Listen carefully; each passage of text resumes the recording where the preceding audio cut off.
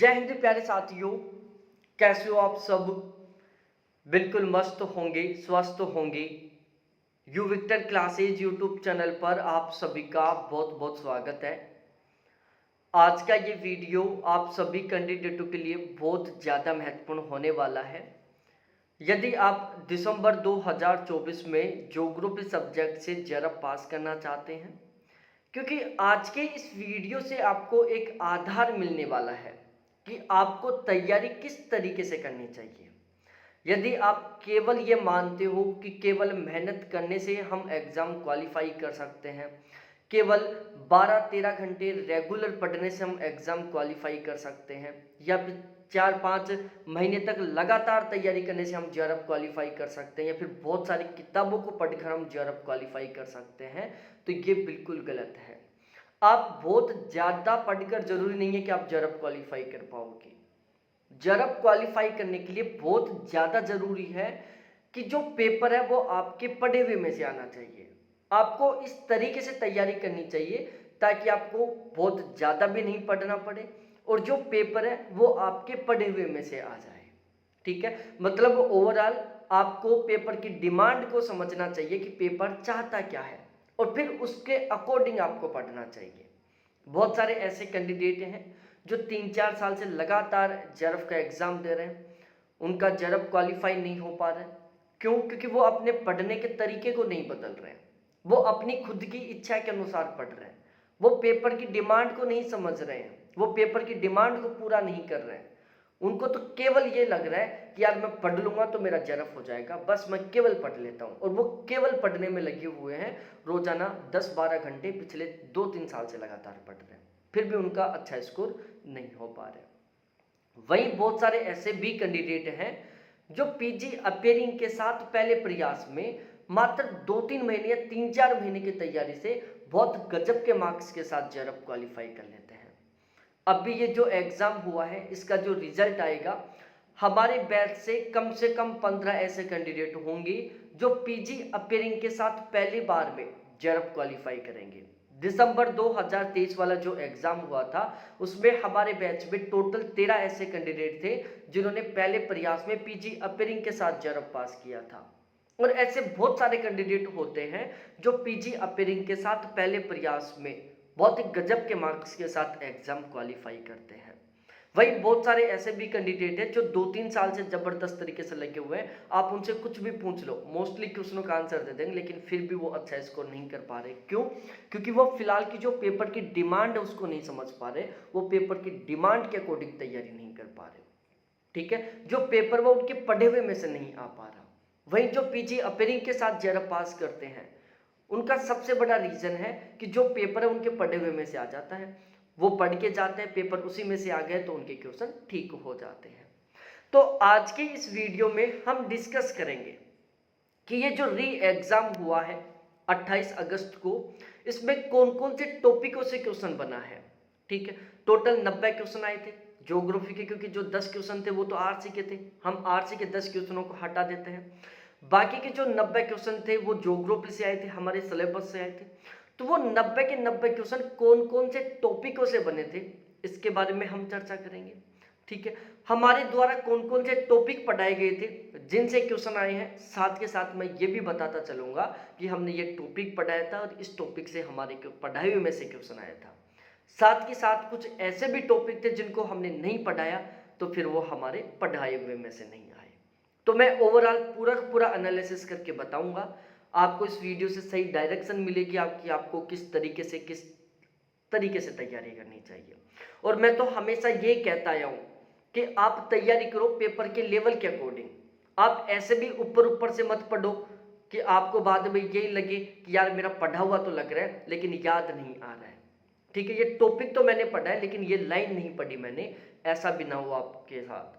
बहुत सारे ऐसे कैंडिडेट हैं जो केवल ऊपर से पढ़ते हैं, वो उस लेवल तक नहीं पढ़ते जिस लेवल से हमारे क्वेश्चन बन रहे हैं। तो पढ़ने से कोई मतलब नहीं है। आप इतना ज़्यादा डीपली भी मत जाओ कि सारी चीज़ें आपको याद ना हो पाए, क्योंकि केवल पढ़ने से मतलब नहीं है।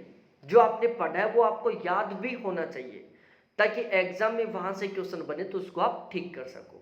तो हमें बहुत ज़्यादा ऊपर ऊपर से भी नहीं पढ़ना है, तो हमें बहुत ज़्यादा डीपली भी नहीं पढ़ना है। हमें केवल इस तरीके से पढ़ना है ताकि हम एग्जाम में क्वेश्चन को ठीक कर सकें, और जो आज इस वीडियो में मैं आपको डिटेल से बताने वाला हूँ। आपको इस वीडियो को बिल्कुल भी स्किप नहीं करना है, वीडियो को लास्ट तक जरूर देखना है, सब कुछ आपको अच्छे से समझ में आ जाएगा।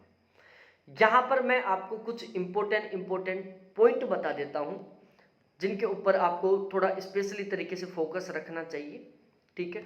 ये हम बाद में डिस्कस करेंगे। सबसे पहले हम यहाँ पर डिस्कस करते हैं कि कौन कौन से टॉपिकों से क्वेश्चन बने थे। और मैं अपना इंट्रोडक्शन दे दूं, मेरा नाम अजय शर्मा है। ज्योग्राफी सब्जेक्ट से मैंने लगातार 3 बार जेआरएफ क्वालिफाई किया, जिसमें 2 बार जेआरएफ मेरा पीजी अपेयरिंग के साथ था, और मैंने ओवरऑल 2nd रैंक के साथ जेआरएफ क्वालिफाई कर रखा है, ठीक है। पिछले 4 साल से मैं इसी प्लेटफॉर्म पर पढ़ा रहा हूँ। हमारे प्लेटफॉर्म से 160 प्लस कैंडिडेटों का जेआरएफ क्वालिफाई हो चुका है। दिसंबर वाले एग्जाम में हमारे प्लेटफॉर्म से 39 कैंडिडेटों का जेआरएफ क्वालिफाई हुआ था, और अब की बार हम अपना खुद का रिकॉर्ड तोड़ने वाले हैं। कम से कम 39 कैंडिडेटों का अब की बार भी जेआरएफ क्वालिफाई होने वाला है, और कम से कम 15 ऐसे कैंडिडेट होंगे जो पीजी अपेयरिंग के साथ पहले प्रयास में जेआरएफ पास करेंगे। ये हमारा खुद का एक बहुत अच्छा खासा रिकॉर्ड रहने वाला है। हवाबाजी में हम बिल्कुल फोकस नहीं करते। हमारा सबसे मेनली फोकस होता है कि हम किस तरीके से अपने स्कोर को बढ़ाएं, किस तरीके से हम पढ़ें ताकि कम पढ़ने से हमारा अच्छा स्कोर हो जाए, ठीक है। मैं इस पॉलिसी पर काम नहीं करता कि मैं सारा का सारा पढ़ा हुआ मेरे पेपर, सारे के सारे क्वेश्चन मेरे पढ़े हुए में से आए, पढ़ाई हुए में से आए। मैं इस चीज़ के ऊपर फोकस नहीं करता। मैं इस पर फोकस करता हूँ कि हमें इतना पढ़ना है ताकि पेपर भी हमारे पढ़े हुए में से आ जाए, और जो हम पढ़ें वो हमें सही ढंग से याद भी हो जाए, वो हमारे सही ढंग से समझ में भी आ जाए, उसमें हम कंफ्यूज भी ना हो, ठीक है। तो अब हम एक एक करके चर्चा करते हैं। सब एक क्वेश्चन बना था, देखो ये 51 नंबर का क्वेश्चन है, जो कि भू आकृति और हलचल से बना था। उसने 4 प्रकार की भू आकृतियों के नाम लिख दिया, सामने 4 प्रकार की भू हलचलें लिखी और क्रॉस मैच करवाया। ये मैंने बहुत अच्छे तरीके से पढ़ा रखा है, टेबल बनाकर आपको मैं पढ़ा रखा हूँ, ठीक है। संयुक्त राष्ट्र के उद्देश्य, इस लेवल से जो क्वेश्चन बना था इतना लेवल से हमने नहीं पढ़ाया। संयुक्त राष्ट्र जो टॉपिक था वो हमने बहुत अच्छे से पढ़ाया था, लेकिन इसका जो छठे उद्देश्य से क्वेश्चन बना था, वो छठा उद्देश्य उसको हमने केवल समझा था कि छठा उद्देश्य क्या है। उसके अंदर जो स्टेटमेंट थे उसके अंदर हमने बहुत डीपली से नहीं पढ़ा, ठीक है। सैटेलाइट कालानुक्रम, अब देखो सैटेलाइट के कालानुक्रम को लेकर हमने 2 टेबल बनाई थी। 2 टेबल से मैंने आपको बताया था। एक टेबल बनाई थी मैंने जिसमें हमने लिखे थे देशों के नाम, और उनके सामने लिखे थे कि ये सैटेलाइट कौन कौन से देशों के साथ द्वारा लॉन्च किए गए हैं। जैसे अमेरिका के द्वारा जितने भी सैटेलाइट लॉन्च किए गए, रूस के द्वारा जितने भी सैटेलाइट लॉन्च किए गए, फ्रांस के द्वारा जितने भी सैटेलाइट लॉन्च किए गए, अमेरिका के द्वारा जितने भी सैटेलाइट लॉन्च किए गए। एक तो टेबल ये थी। वो टेबल हमने इसलिए बनाई थी ताकि आप कंफ्यूज ना हो, क्योंकि उस टेबल से बहुत सारी बार क्वेश्चन बन चुका है। इसके अलावा हमने एक टेबल बनाई थी कालानुक्रम में। हमने वो जो कालानुक्रम सेट किया था वो वर्ल्ड वाइड इस तरीके से किया था कि सबसे पहला सैटेलाइट कब कौन से देश के द्वारा लॉन्च किया गया था, दूसरे नंबर का जो सैटेलाइट था वो कब कौन से देश के द्वारा लॉन्च किया गया था, फिर तीसरा, चौथा, पांचवा, छठा, सातवां, आठवां। इस तरीके से हमने एक टेबल बनाई थी जिसमें हम उन महत्वपूर्ण सैटेलाइटों को पढ़े थे, उनके कालानुक्रम, उनके समय के अनुसार कि वो कब लॉन्च किए गए थे, कौन से देश के द्वारा लॉन्च किए गए थे, ठीक है। और जैसे फ्रांस के द्वारा सबसे पहला सैटेलाइट कौन सा कब लॉन्च किया गया, और रूस के द्वारा सबसे पहला सैटेलाइट कब और कौन सा लॉन्च किया गया, भारत के द्वारा पहला सैटेलाइट कब और कौन सा लॉन्च किया गया, ये भी मैं आपको वहां पर बताया था, ठीक है। तो वहां से क्वेश्चन बन गया। वॉन थेन्यून, इस टॉपिक से हमेशा क्वेश्चन बनता है। थोड़ा डीपली क्वेश्चन था, लेकिन इतना डीपली हमने पढ़ा था कि क्वेश्चन हमारे पढ़े हुए में से आया था। भारतीय विद्वानों को कालानुक्रम, ज्योग्राफिकल थॉट का क्वेश्चन है। भाई ज्योग्राफिकल थॉट में मैंने जितने भी जर्मन भूगोलवेता है उनको कालानुक्रम में बताया, फ्रांसीसी भूगोलवेताओं को कालानुक्रम में बताया, अमेरिकन भूगोलवेताओं को कालानुक्रम में बताया, ब्रिटिश भूगोलवेताओं को कालानुक्रम में बताया, ठीक है। मैंने भारतीय भूगोलवेताओं को कालानुक्रम में बताया, मैंने अरबी विद्वानों को कालानुक्रम में बताया, ठीक है। 19वीं सदी के भूगोलवेताओं को कालानुक्रम में बताया, 20वीं सदी के भूगोलवेताओं को कालानुक्रम में बताया, 18वीं सदी के भूगोलवेताओं को कालानुक्रम में बताया, ठीक है। तो इस तरीके से हमने अलग ये कालानुक्रम का अलग से चैप्टर बना के पढ़ा था। ठीक है। डेविस का चक्कर ये हमने अच्छे से पढ़ा है। राष्ट्रीय स्वास्थ्य नीति 2017 इसको हमने नहीं पढ़ा, यहाँ से क्वेश्चन बना है। प्रोटोकॉल सारे के सारे जितने भी प्रोटोकॉल हैं सारे के सारे मैंने पढ़ाया था एक एक करके, और मैंने बाकायदा लास्ट में टेबल भी बनाई थी कौन सा प्रोटोकॉल कौन कब शुरू हुआ था, इसकी शुरुआत कौन से देश के द्वारा की गई थी, और फिर उसकी मैंने विशेषता, इस तरीके से एक टेबल बनाकर सारे के सारे प्रोटोकॉल बताए थे मैंने। ठीक है। अपक्षय, अपर्दन और इसके अलावा अपसल्कन, इन सभी पॉइंटों को मैंने पढ़ाया था। अपक्षय क्या होता है, अपर्दन क्या होता है, निक्षेपण क्या होता है, अल्पसल्कन क्या होता है, ये सारे के सारे मैंने एक एक करके पढ़ाया है। ठीक है। भारतीय व्यापार, भारत कौन कौन से देशों के साथ एक्सपोर्ट करता है, कौन कौन से देशों के साथ इंपोर्ट करता है, एक्सपोर्ट में कौन कौन से सामानों का करता है, इंपोर्ट कौन कौन से सामानों का करता है, सबसे ज़्यादा कौन से सामानों का एक्सपोर्ट करता है, इसका आरोही क्रम अवरोही क्रम, सबसे ज़्यादा कौन से सामान का इंपोर्ट करता है, इसका अवरोही क्रम। ठीक है। इसके अलावा बजट के आधार पर, रुपए के आधार पर सबसे ज़्यादा कौन से देश के साथ व्यापार करता है, ये भी हमने बताया था। ठीक है। 2022 में भारत ने सबसे ज्यादा कौन से देश के साथ व्यापार किया, सबसे ज्यादा कौन सी वस्तु का आयात निर्यात किया, ये भी हमने पढ़ा था। 2023 का और 2022 का, इसके मेरे मैराथन वीडियोज मिल जाएंगे यूट्यूब के ऊपर। भूमि सुधार को लेकर हमने पढ़ा था। ठीक है। गहन पारिस्थितिकी क्या होती है, बहुत अच्छे से मैंने पढ़ाया था जब हमने इकोसिस्टम पढ़ा था। इकोसिस्टम के जो प्रकार थे उसमें मैंने ये पढ़ाया था। केंद्रीय परिधि मॉडल ऑलमोस्ट सभी के सभी टीचर पढ़ाते हैं, हमने भी पढ़ाया था। रोस्टर सेल, वेक्टर सेल, दोनों को डिटेल से भी बताया था। दोनों को मैं एक टेबल बनाकर भी बताया था कि दोनों के अंदर अंतर क्या है। एक साइड मैंने रोस्टर सेल लिखा था, दूसरे साइड मैंने वेक्टर सेल लिखा था। दोनों के बीच में अंतर करके बताया था कि दोनों के बीच में डिफरेंस क्या है, और वहीं से क्वेश्चन बनाए रोस्टर सेल का, जो डिफरेंस था ना वहीं से। जितने भी कीवर्ड हैं, जैसे मेगापोलिस शब्द किसने दिया, ठीक है, और इसके अलावा एज ए सिटी शब्द सबसे पहले किसने दिया, अर्बन फ्रीक शब्द किसने दिया, इसको मैं एक अलग से टेबल बनाकर बताया था। जो हमारी किताब है उसमें भी मैं ये मेंशन कर रखा हूँ। हेरोडोटस के द्वारा जितने भी कथन दिए गए हैं, रेडजल ने जितने कथन दिए, ब्लास ने जितने कथन दिए, सैम्पुल ने जितने कथन दिए, ब्रुन्स ने जितने भी कथन दिए, जो महत्वपूर्ण है सभी को मैंने बता रखा है। एल्बिडो क्या होता है, परिमंडल क्या होता है, ये हमने बहुत बेहतरीन तरीके से कवर कर रखा है। जो क्वेश्चन थे वो हमारे पढ़े हुए में से आए थे। पर्यटक को लेकर हमने नहीं पढ़ा। 2022-23 वाला जो पर्यटक का क्वेश्चन था ये बिना पढ़े हुए में से आया था। तापमान, लवणता बहुत अच्छे तरीके से पढ़ रखा है हमने। समुद्रों का तापमान भी पढ़ रखा है, वायुमंडल का तापमान भी पढ़ रखा है, लवणता बहुत अच्छे से पढ़ रखी है हमने। पॉपुलेशन को लेकर मैं एक अलग से मैराथन बनाया था, आप यूट्यूब पर सर्च कर सकते हो, population marathon by Ajay sir, आपको मिल जाएगी। ठीक है। पैंक का मॉडल, डेविस का मॉडल, दोनों को हमने डिटेल से पढ़ा था, अलग अलग करके पढ़ा था। फिर दोनों के बीच में जो डिफरेंस है उसको भी हमने एक फैलो चार्ट बनाकर, एक टेबल बनाकर मैंने समझाया था कि पैंक के और डेविस के मॉडल के बीच में क्या क्या अंतर है। उसकी मैं एक टेबल बनाकर बताया था आपको, दोनों के डायग्राम एक साथ बनाकर समझाया था मैंने आपको। वैगनर, हैरियस और वाइन का मॉडल। अब इसमें जो ये ऐप वाइन है ना, ये मैं पहली बार सुन रहा हूँ, इसको हमने ना तो कभी मैंने पढ़ा ना मैंने पढ़ाया। वैगनर, हैरियस दोनों को मैंने बहुत अच्छे तरीके से पढ़ा रखा है। ठीक है। इसके अलावा विपरीत शहरीकरण, देखो इसमें जो शहरीकरण है, सिविलाइजेशन, इसको मैं बहुत डिटेल से बहुत बेहतरीन तरीके से पढ़ा रखा हूँ, विश्व स्तर पर भी और भारत के स्तर पर भी। लेकिन ये विपरीत शहरीकरण ये नहीं पता मेरे को। व्यवहारवादी भूगोल, मतलब जो ज्योग्राफिकल थॉट है उसमें जितने भी अवधारणाएं हैं, वो चाहे आचार परक हो, चाहे वो व्यवहार परक हो, चाहे वो प्रत्यक्षवाद हो, चाहे वो दर्शनवादी हो, जितने भी हैं सभी को मैं पढ़ा रखा हूँ। ठीक है। फील्ड साइट क्या होता है ये हमने नहीं पढ़ाया। महासागरीय उच्चावच, भाई जितने भी महासागरीय उच्चावच हो, चाहे कटक हो, चाहे वो पहाड़ी हो, चाहे वो गुयोट हो, चाहे वो जितने भी हैं वो सभी के सभी मैं बहुत अच्छे तरीके से बता रखा हूँ। ठीक है। और ध्यान रखना, मैं अलग अलग टेबल बनाकर भी बता रखा हूँ, मैप का यूज करके भी बता रखा हूँ, क्योंकि यहाँ से कई बार क्वेश्चन बन चुका है। सामाजिक बहिष्कार ये हमने नहीं पढ़ाया। भारतीय महासागर की भू रणनीति, राजनीति, ये हमने नहीं पढ़ाया। भू राजनीति क्या होती है ये हमने बहुत डिटेल से पढ़ा रखा है, लेकिन भारतीय महासागर की भू राजनीति ये हमने नहीं पढ़ाया। ठीक है। आयन मंडल, वायुमंडल को बहुत बेहतरीन तरीके से हमने पढ़ा रखा है। जल धाराओं को बहुत बेहतरीन तरीके से पढ़ा रखा है। अल्फा बीटा गामा सूचकांक बहुत बेहतरीन तरीके से पढ़ा रखा है।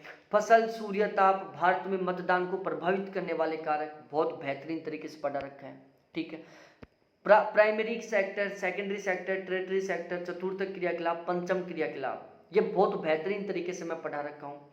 आपदा, ठीक है, विश्व स्तर पर भी, भारतीय स्तर पर भी, ये मैं करंट अफेयर से रिलेटेड भी एक अलग से वीडियो बनाया था और भारत के आधार पर भी मैं पढ़ा रखा हूँ।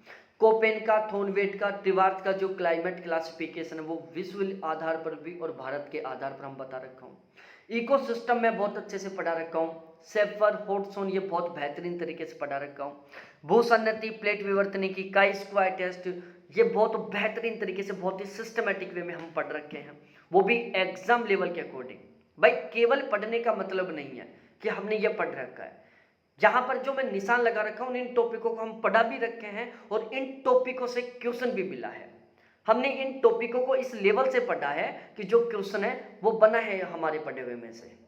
ठीक है, जितने भी ऑर्गेनाइजेशन है उन सभी को मैं एक एक करके भी बताया हूँ, फिर मैं टेबल बनाकर भी जितने भी ऑर्गेनाइजेशन है उनको समझाया हूँ कि ये ऑर्गेनाइजेशन कब आया, इसका मुख्यालय कहाँ पर है, ठीक है, इसमें कौन कौन से देश शामिल है और इसकी प्रमुख विशेषताएं क्या है, ये मैं टेबल बनाकर भी बता रखा हूँ। ठीक है, जितने भी खाई हैं, गर्त हैं, कटक हैं, सभी मैं बता रखा हूँ।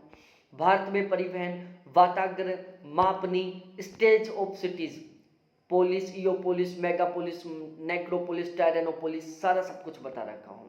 ठीक है, भारतीय भाषाएं, वायुमंडल, वायुमंडल में उपस्थित गैसें बहुत बेहतरीन तरीके से हमने कवर किया था। कोयला, गैस, टोर्नेडो, रिमलैंड, हटलैंड, ये हमने बहुत अच्छे से पढ़ रखा है। क्षेत्र मानचित्रण, ये मैंने नहीं पढ़ा है, ये बिना पढ़ाई हुए में से आया था। महासागरीय बेसिन, तीनों के तीनों, चारों के चारों महासागर बहुत अच्छे से मैंने कवर करवा रखा है। जितनी भी टोपोग्राफी है उनकी मैंने एक अलग से मैराथन ली थी और उसी मैराथन से लाइन टू लाइन क्वेश्चन मिला है। ठीक है, पॉपुलेशन की मैंने अलग से मैराथन ली है, वहां से क्वेश्चन आए हैं। एकरमैन स्पाइरल क्या होता है बहुत अच्छे तरीके से पढ़ा रखा है। लोस का, क्रिस्टोलर का मॉडल, यह बहुत बेहतरीन तरीके से हमने पढ़ रखा है। उस्मा बजट से आया था क्वेश्चन। 62वां क्वेश्चन उत्पादकता का था। 13वां क्वेश्चन सुनामी के टॉपिक से था और इसके अलावा 66वां क्वेश्चन था जो मानव केंद्रित, जैव केंद्रित, पारिस्थितिकी केंद्रित और भू केंद्रित से था। 67वां क्वेश्चन अर्बन इकोलॉजी से था। 68वां क्वेश्चन था जो हंटिंगटन से रिलेटेड था। 69वां क्वेश्चन था जो महासागरों के जलीय घनत्व से संबंधित था। 70वां क्वेश्चन भारत की प्रमुख पहाड़ियों से रिलेटेड था। 71वां क्वेश्चन फसलों से रिलेटेड था। सारा सब कुछ हमने बहुत अच्छे तरीके से इन टॉपिकों को पढ़ रखा है। 72वां क्वेश्चन बस्ती प्रकार से था। 73वां क्वेश्चन हैटनर हम्बोल्ट रेटजेल से था। 74वां क्वेश्चन भारत की प्रमुख योजनाओं से था। 75वां क्वेश्चन भारतीय वनों से था। 76वां क्वेश्चन प्रशांत महासागर से था। 77वां क्वेश्चन ग्लोबल वार्मिंग से था। 78वां क्वेश्चन वेबर से था। 80वां क्वेश्चन था जो व्यवहारवादी, प्रत्यक्षवादी, नारीवादी, मात्रात्मक क्रांति से था। 81वां जो क्वेश्चन था वो दक्षिणी पश्चिमी मानसून और पश्चिमी विक्षोभ से था। इसमें ये जो इनसो है इसको हमने नहीं पढ़ा। एल नीनो, ला नीनो क्या होता है, दक्षिणी दोलन क्या होता है, ये हम बहुत अच्छे से पढ़ रखे हैं, लेकिन ये जो इनसो है ये हमने नहीं पढ़ा। लैंड सेट हमने पढ़ रखा है, मानचित्र के प्रकार हमने पढ़ रखे हैं। जो 84वां क्वेश्चन था हवाई द्वीप, ये हमने अच्छे से पढ़ रखा है। 85वां क्वेश्चन, 86वां क्वेश्चन मिलान का था, बिल्कुल लाइन टू लाइन मिला है हमारे नोट्सों से। 87वां जो क्वेश्चन था वो पर्वतीय ढाल से था, पवनमुखी, विनमुखी, इस तरीके से। ठीक है, 88वां क्वेश्चन स्पेक्ट्रल बैंड से था। 89वां क्वेश्चन अपर्दन चक्कर से था। 90वां क्वेश्चन सीमा और सीमांत से था। ठीक है, और ये जो 79 नंबर का जो क्वेश्चन था पादप बीज प्रस्तावना, ये हमारे पढ़ाई में से नहीं आया था। ठीक है, ये 79 मैंने नीचे इसलिए लिखा है क्योंकि ये हमारे पढ़ाई में से नहीं आया था। ठीक है, तो जिनको मैंने डार्क कर रखा है, इन टॉपिकों से जो क्वेश्चन बने थे वो लाइन टू लाइन हमारे नोट्सों से, हमारे कंटेंट से बने थे। ठीक है, जो हमारे पढ़ाई में से नहीं आए थे, जो टॉपिक हमने नहीं पढ़ाया था, वो भी मैंने यहाँ पर आपको बता दिया है। ध्यान रखना, हम हमेशा उस लेवल से तैयारी करते हैं जिस लेवल से पेपर बनकर आता है। हमने उसी लेवल से तैयारी की जून वाले एग्जाम के लिए, जिसकी वजह से पूरा पेपर हमारे पढ़े हुए में से बना। दिसंबर वाले एग्जाम के लिए भी हम उसी लेवल से तैयारी करेंगे ताकि पेपर हमारे पढ़े हुए में से आए, हमें बहुत ज़्यादा पढ़ने की जरूरत ना पड़े। ठीक है, क्योंकि हमारे पास इतना टाइम नहीं है। हम मशीन नहीं है कि सभी चीज़ों को रट लेंगे। ठीक है, अब मैं आपको एक बहुत अच्छी गुड न्यूज़ देता हूँ, बहुत बेहतरीन खबर आप सभी के लिए। हमने जून वाले एग्ज़ाम की तरह, दिसंबर 2023 वाले एग्ज़ाम की तरह अब दिसंबर 2024 वाले एग्ज़ाम के लिए हमने यहाँ पर एक ज्योग्राफी का गारंटी बैच शुरू किया है। हमारा ये जो ज्योग्राफी का गारंटी बैच है, इसका हमें टारगेट लिया है कि चाहे कुछ भी हो जाए, दिसंबर 2024 में हमें बहुत ही गजब के मार्क्स के साथ जेआरएफ क्वालिफाई करना है। हमारे पास केवल 100 दिन का समय बचा हुआ है। हमें इस तरीके से तैयारी करनी है ताकि मात्र 100 दिन की तैयारी से हमारा जेआरएफ पास हो जाए। यहाँ पर मैं गारंटी ले रहा हूँ कि जो 90 क्वेश्चन आएंगे हमारे सब्जेक्ट से, उनमें से कम 80 क्वेश्चन ऐसे होंगे जो हमारे नोट्सों से मिलेंगे। ठीक है, जून तक हमारा टारगेट था 80% पेपर मिलने का, लेकिन अब मैं टारगेट ले रहा हूँ कि जो 90 क्वेश्चन हमारे सब्जेक्ट के आएंगे उनमें से कम 80 क्वेश्चन लाइन टू लाइन हमारे नोट्सों से मिलेंगे। और ध्यान रखना, हम बहुत डिटेल वाले नोट्स नहीं देंगे। और ये मैं क्यों बोल रहा हूँ, क्योंकि हमने जो नोट्स तैयार किया है इसके पीछे हमने बहुत ज़बरदस्त तरीके से मेहनत की है।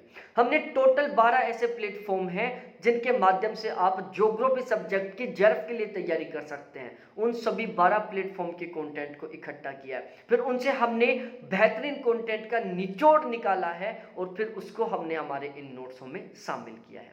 हमने टोटल 8 ऐसे टीचर हैं, अभिषेक झा सर हैं, सूरज सर हैं, बीबी सर है, बच्चन सर है, दिवाकर सर हैं, श्री राम खांगर सर हैं, इसके अलावा कुलदीप सर हैं। इन सभी के नोट्सों को हमने इकट्ठा किया है और इन सभी के नोट्सों को मिलाकर हमने ज्योग्राफी का नोट्स तैयार किया है। हमने टॉपर्स नोट्स के नोट्सों को शामिल किया है, अरिहंत वाली किताब को शामिल किया है, दृष्टि वाली किताब को शामिल किया है, और सबसे मेन हमने टोटल जो हमारा 10 यूनिटों में सिलेबस है इसको 20 यूनिटों में डिवाइड किया है। और इन 20 यूनिटों को बहुत बेहतरीन तरीके से तैयार करने के लिए हमने टोटल 26 ऑथेंटिक किताबें ली हैं। 26 ऑथेंटिक किताबें, 8 टीचरों के नोट्स, टॉपर्स नोट्स के नोट्स, दृष्टि, अरिहंत की गाइड, यूजीसी नेट के previous year paper, assistant professor के प्रीवियस ईयर पेपर, इन सभी को मिलाकर हमने ये ज्योग्राफी का बहुत बेहतरीन वाला, बहुत ही शानदार वाला कंटेंट तैयार किया है। कोई टीचर ये नहीं कह सकता, कोई कैंडिडेट हमारे बैच का ये नहीं कह सकता कि हमारे पढ़ाई में से क्वेश्चन नहीं आए, उस टीचर के पढ़ाई में से क्वेश्चन आए हैं, क्योंकि हमारा जो कंटेंट है वो सभी प्लेटफॉर्म के कंटेंट का निचोड़ है। ओवरऑल जेआरएफ के लिए ज्योग्राफी का निचोड़ है। ठीक है, और हमने ये जो कंटेंट तैयार किया बहुत डिटेल वाला नहीं है, एग्जाम ओरिएंटेड है, सिलेक्टेड है। ठीक है, क्योंकि हम स्मार्ट स्टडी के ऊपर फोकस करते हैं। हम यहाँ पर paper level, paper pattern, content, concept, fact, इन सभी के ऊपर बहुत स्पेशली तरीके से फोकस रखेंगे। एक भी यूनिट को, एक भी टॉपिक को हम कमजोर नहीं समझेंगे, इग्नोर नहीं करेंगे। हर यूनिट के हर एक टॉपिक के ऊपर बहुत स्पेशली तरीके से फोकस रखेंगे, एक बहुत ही बेहतरीन वाली रणनीति के साथ तैयारी करेंगे, ताकि हम उन सभी कैंडिडेट जो पिछले 3-4 साल से तैयारी में लगे हुए हैं उनको पीछे छोड़कर मात्र 2 से 3 महीने की तैयारी में हम आगे निकल सकें। ठीक है, यदि आप बैच लेना चाहते हो तो अभी फीस में बहुत अच्छा खासा ऑफर चल रहा है, ये फिलहाल में फीस है।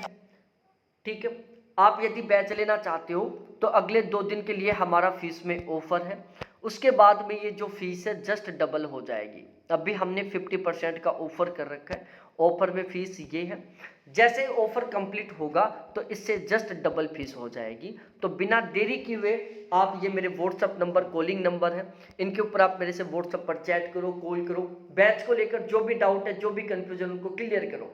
और जब लगे कि यार सच में इस प्लेटफॉर्म के साथ जुड़कर सपनों को पूरा किया जा सकता है, तो आप हमारे बैच के साथ जरूर जुड़े, ताकि सही समय पर आपकी तैयारी शुरू हो, सही समय पर आपका सिलेबस पूरा हो, सही ढंग से आपको रिवीजन करने का मौका मिले, सही ढंग से आप उसकी प्रैक्टिस कर सकें।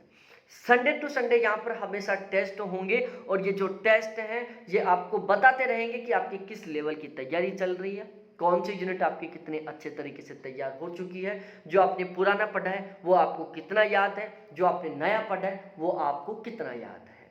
ठीक है, ये जो संडे टू संडे टेस्ट हैं ये आपको टारगेट देंगे, ये आपको आपकी सफलता तक पहुंचाएंगे। ठीक है, सारा सब कुछ इसमें इंक्लूड है, 1 रुपये एक्स्ट्रा चार्ज नहीं लिया जाएगा। तो बहुत बहुत धन्यवाद आप सभी साथियों को देखने के लिए। Thanks, bye.